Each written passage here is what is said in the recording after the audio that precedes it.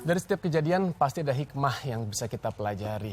Dan untuk mengetahui mengenai update terkini kasus penelantaran anak, pagi hari ini saya akan mengajak Anda untuk kita berdiskusi dan belajar bersama. Pagi hari ini kita kedatangan tamu yang luar biasa, Mbak Sani B. Hermawan selaku psikolog. Selamat pagi, Sani. Pagi, Adrian. Udah kesekian kalinya datang Indonesia Morning Show ya. Iya. Mudah-mudahan nggak bosen. Enggak sama sekali. Senang. Dan juga kepala bagian dari Prodok ataupun juga produksi dan dokumentasi Kombes Polisi Hilman Taib. Selamat pagi, Pak Hilman. Pagi. Ini juga udah kesekian kali ya datang ke Indonesia Morning Show. Betul. Bagaimana update terkini nih kalau dari laporan ke kepolisian, Pak Hilman? Alhamdulillah kan menurut kami makin hari makin baik. Sabtu kemarin Pak Anton, Bu Viva, ada juga kalau tidak salah Ketua YPAI, Bu Erlin, Ya. ada Bu Desi, Ya. itu kan sudah Boleh sedikit mengunjungi. dikerasin sedikit volume suaranya, Pak. Ya. sudah mengunjungi ke rumah yang di Cibubur. Ya, jadi Mas sudah Eko confirm bahwa pasangan orang tua ini adalah pengguna narkoba. ini positif. Positif. Di samping itu kita juga mendapatkan barang bukti. Itu bong, ditemukan bong di rumahnya, Ya. termasuk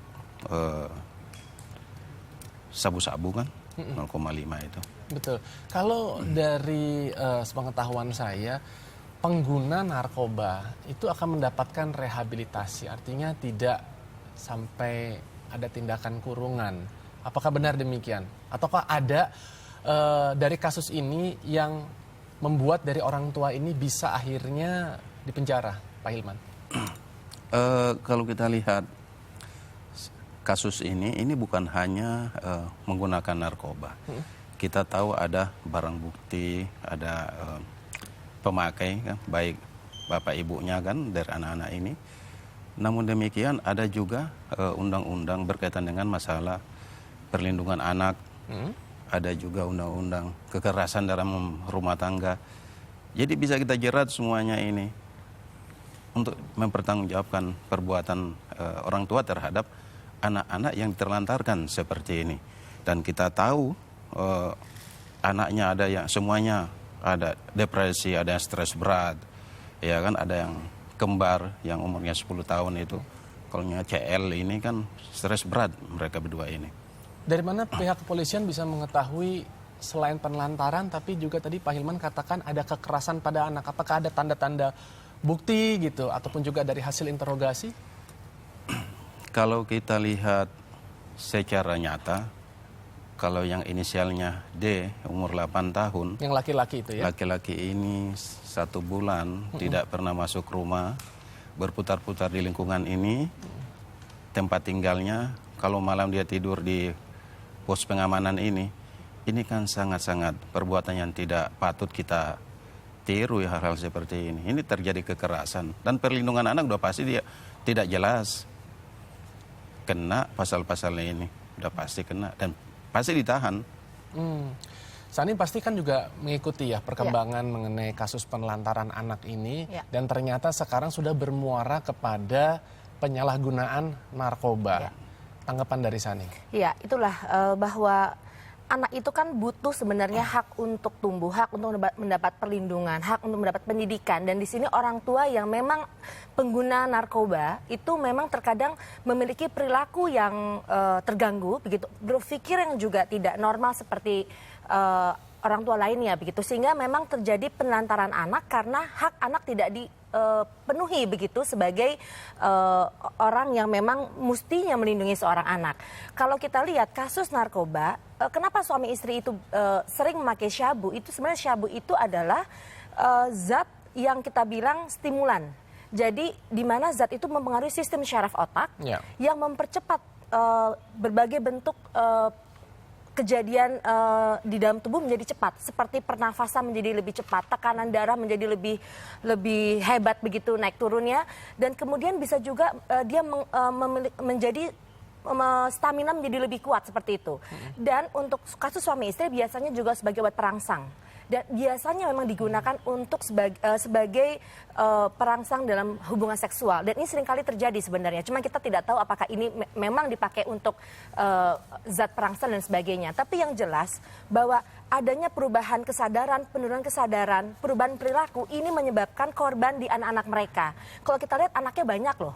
Kalau mereka memang misalnya punya kemampuan berpikir yang logis, ya mestinya mereka nggak punya anak dulu kalau mereka belum siap sebagai orang tua. Tapi kan ini tidak. Bahkan menurut saya kalau lihat dari rumahnya yang sangat berantakan, itu tidak layak untuk seorang anak tinggal. Karena anak itu kan perlu belajar untuk tempat aman, tempat nyaman untuk mereka tumbuh kembang. Itu tidak ada sama sekali di sini. Bahkan kalau kita lihat bentuk perlakuan mereka terhadap hukuman yang diterapkan itu juga luar biasa menurut saya.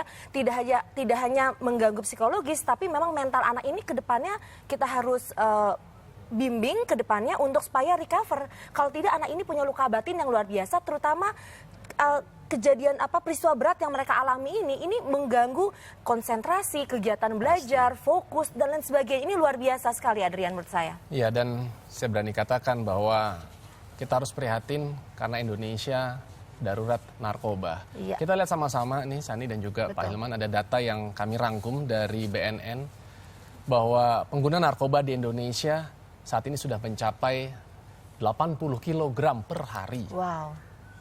Ya, dan Luar kita lihat di biasa, situ iya. poin kedua, rentang usia 10 sampai 59 tahun itu sudah menjadi pengguna-pengguna narkoba, dan 30 sampai 50 di Indonesia meninggal dunia akibat narkoba.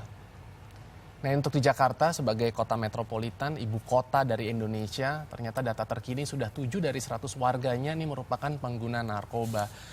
Sejauh ini memang kita tadi sudah menyinggung ada BNN, tapi kalau dari polisi, apalagi juga berkaitan dengan kasus ini, apa tindakan antisipatif yang selama ini selalu dilakukan ataupun juga yang sudah mungkin dipersiapkan ke depannya seputar peredaran narkoba ini yang semakin marak di ibu kota khususnya nih, Pak Hilman? Memang kalau dari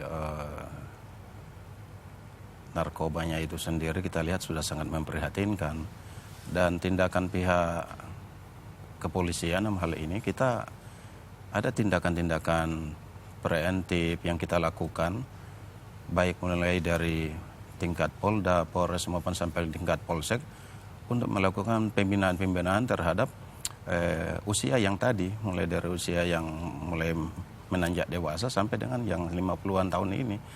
Kita sering menyampaikan di tempat-tempat ibadah, di sekolah-sekolah, di tempat-tempat yang perlu kita sampaikan bahwasanya narkoba ini sangat-sangat membuat masa depan itu akan hancur semua. Bukan ke individunya saja, ini kejadian terhadap anaknya, terhadap lingkungan sekitarnya.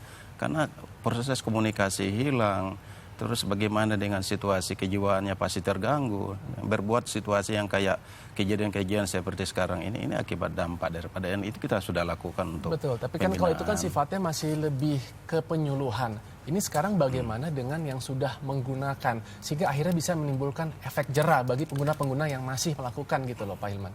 Ya, kalau yang masih pemula ini biasanya alangkah baiknya kita lakukan rehabilitasi awal.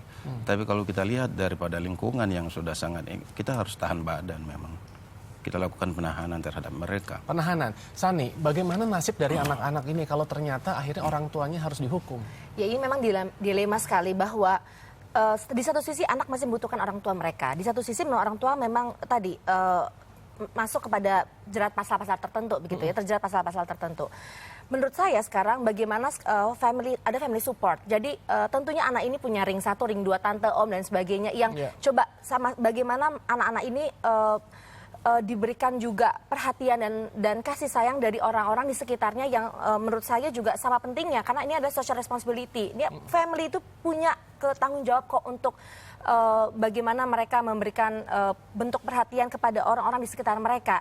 Jadi menurut saya kalau tadi dia sudah ditempatkan di rumah aman dan kemudian sudah ada tim dari pemerintah KPI dan sebagainya untuk menjaga mereka, tapi menurut saya bagaimana tetap harus ada significant others, yaitu orang yang dekat dengan mereka, saudara mereka yang juga terlibat di dalam proses ini. Sehingga apabila memang terjadi proses hukum oleh orang tua mereka, anak-anak ini tetap ada significant others tadi yang ada berada di dekat mereka. Jadi bukan orang yang silih berganti datang. Yeah. Kalau tadi kan kita lihat banyak tokoh-tokoh datang tapi kan silih berganti, come and go. Di situ yang dibutuhkan adalah orang yang memang dekat, yang tinggal dengan mereka, yang mereka punya kenyamanan selama proses hukum ini berlanjut. Memang kalau saya secara dari kacamata anak, lebih baik orang tua ini memang juga direhabilitasi tapi juga tetap punya kesempatan untuk mengasuh anak-anak mereka begitu. Setelah kita yakin orang tua ini sudah lulus ya dari tes istilahnya perilakunya, kesadaran dan sebagainya.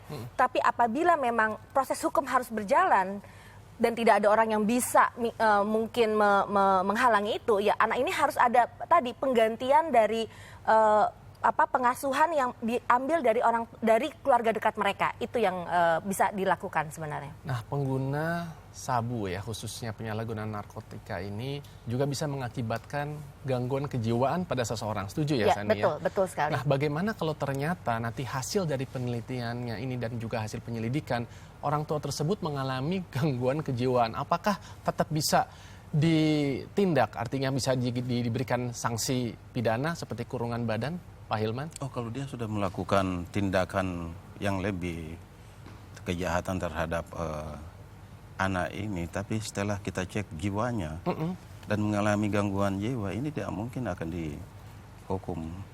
Artinya karena bisa dia bebas? melakukan tindakan yang bisa. Dia melakukan tindakan kejahatan yang dia tidak paham, dia tidak mengerti karena kejiwaannya terganggu. Walaupun cikal bakal atau muaranya itu berasal dari narkoba. Ya, tetap kita nggak bisa menghukum, namanya juga gangguan jiwa. Pasti semua undang-undang yang ada berlaku ini pasti bebas demi hukum ini. Tapi biasanya memang ada beberapa jenis ya Pak ya. Jadi dampak karena memang efek panjang, efek yang lama pemakai, kemudian terjadi memang perubahan dari sistem syaraf pusatnya, kemudian itu jadi memang sakit jiwa, atau memang dia kehilangan kesadaran karena efek habis pemakai. Jadi kalau ini bukan dikategorikan dia gangguan jiwa sebenarnya. Jadi harus ada memang pembuktian bahwa memang mengalami kelainan jiwa, dan biasanya pengguna ini dalam jangka waktu yang panjang sebenarnya. Baik. Kita akan terus amati update-nya seperti itu. Apakah memang yang menjadi penyebab sampai kedua orang tua ini melakukan hal-hal yang penelantaran ataupun juga kekerasan pada anak. Tapi Sani, tadi saya juga tertarik. Pada saat anak itu akhirnya dirawat oleh mungkin ring 1, ring 2, dalam hal ini keluarga ataupun juga kerabat terdekat dari orang tua. Apa sih kemungkinan terburuk yang akhirnya mereka harus rasakan ke depannya gitu? Karena mereka itu kan bukan orang tua kandung gitu kan, dibandingkan dengan kalau orang yang dirawat oleh orang tua kandungnya sendiri. Betul. Sisi apa yang mungkin hilang? Sebenarnya dirawat oleh orang tua kandung tapi orang tua itu melakukan perilaku yang salah, itu juga sama beratnya dan sama luka batinnya. Namun yang kita harapkan memang orang tua pengganti ini tidak bisa 100% mengganti, tapi paling tidak memberikan perhatian, kasih sayang, dan hak-hak tadi anak untuk tumbuh kembang dengan baik. Hak-hak anak untuk memberikan perlindungan dan edukasi dengan baik. Karena kalau kita lihat, orang tua yang menggunakan narkoba, anaknya bisa melakukan imitating behavior namanya, atau perilaku meniru. Dimana kalau anak terus-menerus berada di dalam kondisi seperti ini, anak itu bisa nantinya menjadi pengguna juga. Karena bisa saja dia ketemu bong, bisa saja dia pas kepergok orang tuanya sedang memakai dan sebagainya. Ini lebih bahaya lagi sebenarnya masa depan anak. Jadi orang tua yang diharapkan adalah orang tua yang bisa memang memberikan hak-hak hidup anak-anak dengan secara baik dan secara nyaman begitu. Tapi ketika orang tua tidak bisa merepresentasikan itu semua, lebih baik anak memang dirawat dengan orang-orang yang tadi signifikan others lainnya, tapi memberikan hal-hal yang seharusnya orang tua berikan seperti itu. Saya rasa mungkin hampir semua orang tua ingin memberikan yang terbaik buat anaknya, tapi terkadang lingkungan ini juga memiliki peran yang tidak kalah penting yang bisa mempengaruhi perilaku seseorang. Ya, Saran betul. dari Sani bagi para orang tua supaya tidak mengalami kasus yang serupa seperti yang kemarin ini. Iya, orang tua punya tanggung jawab yang luar biasa terhadap generasi penerusnya, yaitu anaknya. Orang tua harus siap memiliki kemampuan, kesadaran, bekal bagaimana untuk memberikan perlindungan anaknya semaksimal mungkin. Apabila orang tua tidak siap, mendingan tidak punya anak menurut saya. Tapi ketika dia sudah memang melahirkan seorang anak, dia sudah komitmen di situ, dia harus melakukan apapun demi tumbuh kembang anak mereka, edukasi dan masa yang lebih panjang lagi untuk keberhasilan anak mereka. Menurut saya orang tua harus bisa mengendalikan diri, mengerem apapun bentuk pengaruh lingkungan, karena betul sekali tadi lingkungan itu sangat mempengaruhi perilaku seseorang. Say no untuk drugs, kemudian pengendalian diri dengan baik dan komitmen terhadap tanggung jawab mereka sebagai orang tua. Menurut Say saya no to drugs, luar Yes. biasa. Dan terakhir Pak Hilman, jadi statusnya dari kedua orang tua ini apakah sudah menjadi tersangka? Kalau kita lihat, kan masanya kan 6 hari ini.